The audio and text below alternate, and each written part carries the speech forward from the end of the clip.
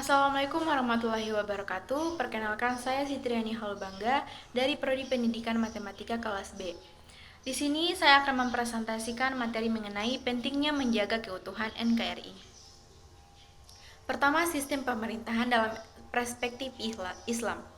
Sistem pemerintahan Islam menurut Muhammad Rashid Ridha dan Ali Abdul Razik tentu mempunyai daya tarik tersendiri bagi penulis sehingga kedua tokoh tersebut dideskripsikan pemikirannya. Ciri umum pemikiran politik ketatanegaraan Islam pada masa klasik dan pertengahan ditandai oleh pandangan mereka yang bersifat khalifah sentris. Kepala negara atau khalifah memegang peranan penting dan memiliki kekuasaan yang sangat luas.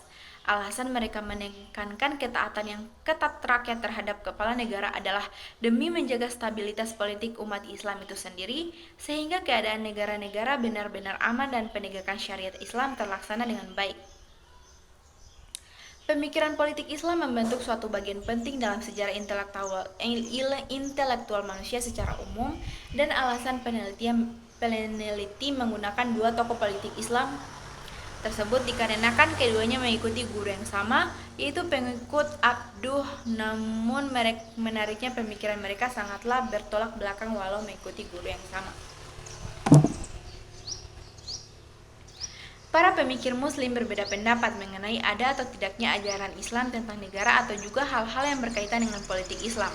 Ada istilah yang berkaitan dengan erat dengan hal ini, yaitu khalifah dalam praksis politik yang berkembang di dalam dunia Islam. Istilah ini dipakai oleh kelompok Sunni. Istilah Khalifatullah fil ard muncul sejak kekuasaan Islam dikendalikan oleh Bani Umayyah dan Bani Abbasiyah. Yang kedua, prinsip politik dalam perspektif Islam. Dalam ajaran Islam, masalah politik termasuk dalam kajian fikih siyasah. Fikih siyasah adalah salah satu disiplin ilmu tentang seluk-beluk pengaturan kepentingan umat manusia pada umumnya dan negara pada khususnya, berupa hukum, peraturan, dan kebijakan yang dibuat oleh pemegang kekuasaan yang bernafaskan ajaran Islam.